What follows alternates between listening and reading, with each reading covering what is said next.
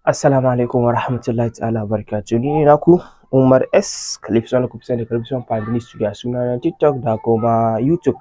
Za ku same na ilimin tafin hannu TV channel a YouTube, haka zalika ma a TikTok ɗin. Umar S. Khalif Sani za ku same ni a Facebook da Instagram. A Twitter ku same ni a ilimin tafin hannu, haka zalika a Imo ko WhatsApp za ku same ni kan wannan number. In ba ku manta ba, muna karatu akan abin da ya ƙunshi rayuwa da yanayin tafiyar lokaci da kuma yanayin yanda ɗan adam yake, da kuma abubuwan da suka ƙunshi yanayin gudanar da al'amuran tafiyatar da rayuwa bisa amfani da ilimin da ake kiran shi da ilimin lissafi ko alfa'u ko kuma ilimin tafin hannu ko na tawadan Allah ko ma ilimin fuska ko kuma wani ilimin da yake da alaƙa da ilimin astrology, ma'ana ilimin tafiyatar da rayuwa. In ba ku manta ba, mun yi karatu akan al'amura daban-daban. Mun taɓo wani fanni na karatun tafin hannu, mun taɓo shigo karatun tawadan Allah, kuma mun yi karatu akan yanayin zamantakewa da wasu abubuwa dai haka zalika mun yi karatu akan burji.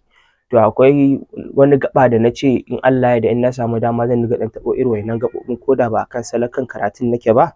Madadin wancan program ɗin da nake tafiya kan straightforward ɗin wani abu ya ƙunso ko ya shigo, ya kamata in yi magana a kai saboda yawan mutane da abin da mutane suke so da kuma abin da mutane suke yawan buƙata shi ne abin da kai kuma karkatar da kanka wajen yi musu don su amfana. Bai zama lalle kowane lokaci a dinga bin opinion ɗinka ba. Yau a karatun namu kuma mun shigo karatu akan abin da ya danganci namba na ɗan adam. Mun san cewa aure yana na kashi-kashi daga kan auren ɗaya zuwa auren tara, wasu ma sukan tsaya iya 8, amma mafi akasari an fi raja'a kan aure zuwa ɗaɗɗaya har zuwa auren tara. Bayan haka kuma kan aure akwai abin da akan yi la'akari da shi. Shi aure mun san cewa amana ne kuma abu ne wanda kowane al'ada kowane addini suna yi, amma kowanne akwai irin yanayin da suke tafiyatar da tasu. Mu namu a musulunci akwai yanda shari'a ya ɗora mu akan yanda za mu nemi aure da kuma yanda za ma mu yi auren, har ma akan bincike akan aure. Akwai binciken da is directly, akwai wanda is indirect. Wannan wanda muke magana akai shi kusa is indirect ne, ma'ana akan yi bincike ne ba tare da sanin shi wanda ake nema a aure shi an yi bincike a kansa ba. Mata sukan yi wannan, maza ma sukan yi wannan, saboda ni majority ma maza sun fi yawan nema na akan maganar aure ɗin ko kuma in ce akan maganar binciken aure ɗin. Haka zalika akwai wanda directly ne, shine za a neme ka straightforward a bincike wani abu a kanka. Mun san aure amana ne kuma zamantakewa ne na har abada. To don haka kafin ka yi aure yana da kyau kai ka san kan karan kanka kai a karan kanka, kuma yana da kyau ka fahimci wanda za ka aura ta fuskoki daban-daban: fuskan addini, fuskan tafiyatar da rayuwa, fuskan nutsuwa, fuskar yanayin ɗabi'a, mu'amala, haka zalika kuma fagen ilimi, da kuma fuska ta fagen abin da kan iya jawo muku rabuwa idan an yi auren, maybe iya abinci, tsafta da kuma sauran ƙananan abubuwa makamancin wa'innan, ko da yake ba dai ƙananu ba ne. Yana da kyau ka iya fahimtar haka. Akwai abin da duk yanda za ka zauna da mutum baka isa ka iya sanin haka a tattare da shi ba, sai dole in misali burjin shi ka sani ya iya baka wannan labari a kansa. Akwai abin da duk yanda ka tafiyatar da rayuwa da mutum bai zama lalle ka iya gano wannan abun a tattare da shi ba, sai dole shi ne ya baka labari ko wani nasa. To yana da kyau kafin auren a yi bincike sosai. Ya kamata ka san gidan da kake neman aure, iyayen, ka san kuma yanayin tafiyatar da rayuwarsu, ka san wace ce ƙawayenta, waye abokanansa, da duk wasu abubuwa makamantan wannan. Kar mu kalli abin da shi majority mutane suke kalla. Namiji yakan kalli sura, kyau da kuma yanayin arzikin gida da sauran abu makamancin wannan. Ita kuma mace takan kalli arziki ne, bunƙasan yanayin rayuwar shi da sauran wasu abubuwa makamancin wannan, ko kuma a sunan dai a duniya. Ku sani wa'innan abubuwa in shi za ku dinga la'akari a kai, to da yawa ba za a aure ba. Wannan ba ku da labari da wani ya taɓa bani. Ya ce akwai lokacin da wani ɗan gidan shi ne, kusan suna da dangantaka, ya je neman aure, ya samu an ba da auren. Dab da yin auren sai wani mai kuɗi sai shigo rayuwar wannan yarinya. Da mai kuɗi ya shigo rayuwar wannan yarinya sai ya dinga kashe mata kuɗi, sai ta ji kamar ma a fasa yi da wancan. Sai haka dai da ƙyar dai an zo ma ana hidima aure, tana ta tsaki tana zuɓurin baki saboda mahaifinta ya tsaya tsayin daka kan cewa shi ba zai canza maganarsa ba, tunda ta kawo shi tuntuni ba zai zo a cikin aure ƙalilan kwanaki ya zo ya zamto cewa ta canza ba. So ana kan haka, shi wannan ɗin haka dai ya haƙuri ya daddanne. A lokacin ma shi ɗaukan atamfofi yake ɗorawa a kafaɗinsa a kasuwa. Ba zan faɗi wace kasuwa ba dai kowane jiha ba ne, saboda wasu kan iya gano da wa nake. So ana cikin wannan yanayi haka, bayan an yi aure yana dai lallaɓawa da haka a rayuwa. To a yanzu haka an ce yana da tiriliyan ba biliyan ba, ba miliyan ba za a yi musu ba, saboda aka ce kwanaki akwai ɗan filin da ya siya, filin da dudu bai wuce filin gidana ba, aka ce wajen miliyan 100 ya siya. To kun ga misali kenan fa. To da haka mu san cewa arziki da yawa mafi aksari a kashi 100 ko da gidaje zaka samu cewa an gina a kashi 100 kusan kashi 90 na masu aure ne, ba na matasa ba ne. Ɗaiɗaiku daga cikin matasa ne suke iya samun dama da albarkan iya gama ginin su kafin su yi aure, amma majority sai mutum ya yi aure. To ka sani aurenka na da alaƙa da samuwar arzikinka.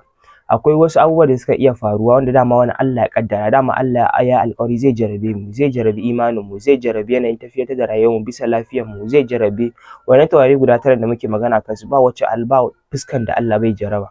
Haka zalika zai jarabi ke mu a arzikin mu, kakka ga wai dan ka rasa kai tunanin wai daga auren ne. No, ba kowane rashin arziki bane ke tasowa daga auren. Haka zalika kake ga cewa yau kun yi aure da mijinki kuna yawan samun matsala, ya iya zamto cewa wai da kai ne zamantakewan ku bane. A'a, wata matsalanta uwar miji ne, wata matsalanta kuma kishiya ce, wata matsalanta mijin ne, wata matsalanta ƴaƴan da ta tara a gidan ne, wata matsalanta kowa da irin nata matsalan. To haka zalika kowa shi ma da irin nashi matsalan bayan an yi aure. Akwai matsalolin da dama mu muke jawo kanmu, saboda Allah ya ce idan ka ga duk wata masifa ta faru daga gare ka ne, duk kuma wani albun alkhairi daga gare shi ne. Shi yasa ko a karatun ta faru zai wuya ku ji an ce ga inda damuwa ko matsala ko wani tashin hankali yake a tattare da hannun mutum, saboda Allah yana tsara mana rayuwa ne mai kyau. Mu muka karkatar da kanmu a rashin sani mu je mu waɗa ramin da bamu san mun faɗa ba, saboda mun kalli abun da ya zamto cewa shine katangan da zamu tsallake a matsayin ba abu mai kyau ba. So a yau dai karatun da zan yi ba karatu da zan yi bane akan ma'anannukan gidajen auren nan guda 1 zuwa 9 bane. A karatunmu na gaba za mu yi bayani akan wannan. Yau za mu yi karatu akan namba. Akwai nambobi da akan yi amfani da su, ba nambobi na buriji bane. Abubuwan da ya kamata a ce an yi la'akari da su sosai 100% akan yanayin aure. Na farko yana da kyau ka yi duba kan buriji, ka san cewa burijinka ce ya dace, burijinku ya yanayin zamantakewa yake, saboda dukkan ɗabi'anta da dukkan ɗabi'anka da duk yanayin kyawun rayuwanku, in aka samu rashin sa'an samuwar buriji ya saba, to aka samu cakwakiya ba karama ba ma babba a gidan auren. Sai ka ji ana ta cewa ai da ba haka da san shi ba kaza, ita ma ta ce ai da ba haka take ba kaza. To irin haka yana faruwa. To a farko mu a fagen karatun step da farko ana duba buriji, a ga yaya burujin naka da ita idan kuka haɗu me zai iya faruwa, me ka iya biyo baya a yanayin ɗabi'unku, yanayin zamantakewa, me zai iya faruwa. Bayan hakan kuma akan yi duba akan masharika tana da la'akari da namba wanda zan yi magana a yau akai. Ita ma akan yi la'akari da waye zai iya jagorantar wani ko waye zai iya juya wani, kuma idan nambanka da nambanta sun haɗu auren nawa zai bayar. Haka zalika kuma akan duba auren me ka iya faruwa a shi karan kanshi a shi matsayin gidan auren. To bayan wa'innan abubuwa da ake la'akari da su, in ka ga ɗaya daga cikin wannan a masu kyan sun fara kai baka samu abin da ake tsammanin samuwan shi a tattare da auren ba, to hakan na da la'akari da wani fagen ilimin karatun na daban. Saboda ba iya wa'innan bane sukan ba da labarika akan yanayin tafiyar da rayuwa. Wannan suna ɗaya daga cikin wanda su baka labari wajen kashi 50 ne zuwa 60 akan rayuwanka. So idan kuma ka ga cewa abubuwan da ake magana na rashin kyan sun faru da tattare da kai, ko kuma a duk gashi nan ka tara lambobin da yanayin burji da waye marasa kyau a tattare da kai, sai ka kuma kai baka fuskanta abubuwa marasa kyau, arziki na bunƙasa da sauransu, shi ma wani fagen karatun ne. Akan duba yanayin sa'idantakan lokacin da aka sa aure, akan duba sa'idantakan lokacin da aka haife ka da sauran wasu abubuwa makamancin wannan. Bayan haka lokacin sa aure yana da matuƙar amfani bisa sa'ar lokacin da za a sa aurenka. Shi ma abu ne da yake da kyau da ake dubawa. Tunda yau misali namba yayi kyau, masharikan auren ta yi kyau, burjinku ya yi kyau, to yana da kyau ma a duba lokaci mai kyau a sa wannan auren. Abubuwan da iyayenmu majority suke yawan yi kenan, da mu da muka taso 'yan zamani muka ga abun kaman ba mai kyau bane, a gargajiyance ne, a wai shirme ne ko wasu abubuwa makamantan wa'innan. Haka zalika ko da haihuwa ne takan sauya wasu al'amuran ko takan canja wasu abubuwan. Shi yasa akwai wanda da yawa na san cewa bayan haihuwarsu sukan kira ni a waya ko su turo min sunaye, wayannan sunaye muna da burin mu sa wa ɗanmu ko kuma 'yarmu, amma ganin ka bisa yanayin tafiyar mutum da kai ka san wasu abubuwa akan mu, ya za a yi me ya dace akan wani suna fi cancanta a wannan ɗin. Akan zaɓa, akan duba ka irin haka. Amma wasu mu muna ganin abin ya zamto abu ne wanda ya haramta, babi na gaskiya ba haramun bane. Ina kuma jin daɗi yanda ake kira daga gurare daban-daban da kuma malamai da wanda suka san abin sosai, har ma da masu neman sani akai da suke min godiya ko da a comment section a YouTube da ake ta min godiya ake samun albarka. Wannan yana ƙara min ƙwarin gwiwa in taso na yi bidiyo akan yanayin rayuwa. So karatun da za mu yi magana akai yau shine karatu ne namba, daga namba 1 zuwa namba 9. Kowanne yana ɗaya daga cikin wannan nambobin. Akan yi amfani da haruffukan suna ne. bayan harafi da akan duba cewa harfofin mutum yaya suke a matsayin gundarin harfofinka, yaya harfofinka suke, ma'ana harfofin nan nari ne ko hawa'i ko ma'i ko turabi ne harfofin sunanka, ita ma yaya nata harfofin suke. Bayan la'akari akan wannan, akan yi la'akari akan wace namba ce ta rage a sunanka. Misali bari na ɗauki ni sunana, misali sunana Umar ba, to a Umar ɗin da nake ɗauka 310 ne an aka buga sunana. To misali in ka dinga cire Umar da 333 wani abin da zai ragu 4 ne zai ragu. To kun gani a karan kaina 4 ne take raguwa kan sunana. Idan ka ɗauki Muhammad 4 shi ma 2 take raguwa kan sunan Muhammad. To misali ni Umar sai na haɗu da mace mai suna misali in ce wacce namba 3 yake raguwa akan nambanta. Misali mu ce Halima, misali Halima ko Hafsa, wanda su wannan nambobi 3 ne ke raguwa akan sunansu. Wasu suka ce akan batu na aure ba a amfani da kwana 7 da ake ɗorawa, saboda akwai usul da ake ɗorawa shine kwana 7. Amma hujjar wa'inda ake ɗora kwana 7 nan sun ce sabida kowa an haife shi ɗaya daga cikin kwanakin nan, imma Asabar, Lahadi, Monday, Talata, Laraba ko Alhamis ko Juma'a, an haifi ɗaya daga cikin wannan kwana 7 ne. Shi yasa ake amfani da wannan kwana 7. To yanzu bana muku da za ku fahimta, shi yasa na kawo wannan sunan. Misali Hafsa take rage 3 ko kuma Halima take rage 3. Ka ɗauki wannan 3 nata ka haɗa da 4 nawa, immediately zai baka auren 7. Idan baka amfani da namba, in baka amfani kai da wannan usul ɗin, zai bada auren 7. To auren 7 muka kalli yanayin shi, akwai malaman da suka ce mai kyau ne 100%, akwai malaman da suka ce mai kyau ne 50 cikin 100. To amma misali muka ɗauki auren 7 bai da wata matsala 100%, kuma bai da wani cin nasara ko jin daɗi 100%. To akan wannan kenan. To amma idan kana ɗora kwana 7 nan, to nan 7 nawa da ita ka ɗauki 7 ka ƙara ɗorawa, immediately zai baka 14. To a cikin wannan 14 sai ka cire 9, abin da zai baka auren 5. To kun ga auren 5 kuma aure ne mai kyau. To duk Umar in ya haɗu da mace mai suna Halima ko Hafsa yana bada auren 5 ne. Auren 5 kuma ka shiga cikin auren zaka fahimci abubuwa da yawa, cewa akwai arziki, akwai ɗaukaka, akwai rashin rabuwar aure, akwai kwanciyar hankali musamman burji ya kyau, akwai samun 'ya'ya musamman ma mata. So akan samu haka akan auren 7, akan auren 5 sorry. So misali kenan. To yanzu dai ni a wanda na fi karkata akai ko wanda ni na fi wannan ban kora naka ilimin ba, shi yasa ku samu cewa ni a duk karatun da nake bana kora na kowa, saboda mai kowa ilimi ne, kuma ilimi ne yasa kuma son hakan ne yasa ya tashi ya nemi ilimi. To namba din nan akwai nambobin da suke marra, ma'ana ana kiransu da cika da cika, akwai nambobin da ba cika da cika bane. Akwai nambobin akan kalle su a matsayin namban mata, akwai nambobin da akan kalle su namban maza. Ba ana nufin mace dole tana da wannan namban ba, ana nufin ɗabi'ar wannan nambar. Misali idan ka ɗauki 1, ai 2 take bi ma 1 in aka ɗauki namba har zuwa 9. To da 1 da 3 da 5 da 7 da 9 su suna namban da ana musu kallon namban maza, ma'ana namban da ba cika da cika bane.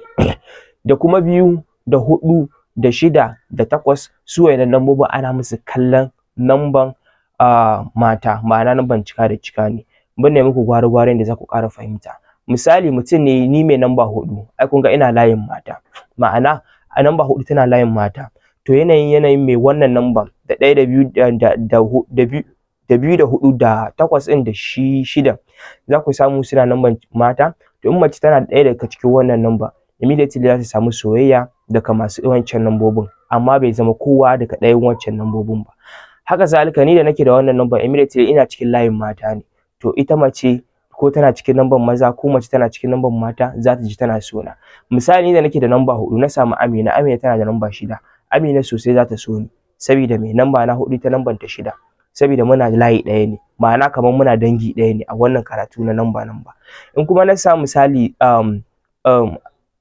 Khadija tana da namba 1, ni ina da namba 4, ita ma Khadija za ta so ni saboda ita Khadija tana cikin namban maza, shi kuma dama dai namiji yana son mace. To a bisa ɗabi'a na wannan namban nata zai nuna mata soyayya a tattare da ni. To amma sai Khadija ta samu wani mai suna Muhammad, ni kuma Umar, to dole Khadija Muhammad zai rinjaye ni akan ta. To misali kenan. So da haka akwai abin da aka ji an ce ai wani yana neman wacce kaza amma ta yaudare shi ta koma son wani ko wani abu. No, wani abun ba wai daga gare ta bane, daga ga wanda ya zo gurin ta ne. Dole abin yakan iya sauyawa sakamakon shi da ma ya rinjaye ka a gurin ta. Misali kenan, kai ne kana neman takara baka da miliyan 1, baka da jama'a, sai jama'an ka basu wuce mutum 100 ba, sai wani mai mutane 10,000 ya zo neman takara kuma yana da miliyan 100, immediately kai ka san yafi karfin ka. To kusan makamancin hakan ne. To kun ga da namba 1 da namba 3 da namba 5 da namba 7 da namba 9 wayannan suna layi ɗaya, da namba 2 da namba 4 da namba 6 da namba 8 su ma suna layi ɗaya. To a su wayannan nambobin akwai wayanda suke jagorantar juna, ma'ana akwai namban tana rinjayen juna. Misali idan muka ɗauki namba ta farko shine namba 1, ita namba 1 wacce namba take jagoranta kowa take iya wakilta, ma'ana aka ce jagoranta shine mai namba 1 zai iya juya masu wa'innan nambobi ko kuma zai iya rinjayen su akan wani abu, ko da misali a neman takara ne, saboda wannan karatun namba din ko a neman takara akan yi amfani da shi. Misali a ce wani namba 1 yake raguwa, wani namba 3 yake raguwa, to immediately shi mai namba 1 nan zai iya ci akan mai namba 3, misali kina ana iya fitar da irin wannan lissafin. To ita namba 1 tana rinjayen namba 3 da namba 5 da namba 7, tana kuma rinjayen namba 9. Kun ga gabaki ɗaya ita ɗaya tana rinjayen nambobin da suke gidansu ne. Ita kuma namba 2 tana rinjayen namba 1, tana rinjayen 4, tana rinjayen 6, tana rinjayen 8. Kun ga in kun lura da kyau ita namba 2 ita namba 1 kawai take iya jagoranta a gidan da ba gidansu ba, amma duk sauran nambobin ita tana wakiltar su ko kuma ce tana jagorantar su.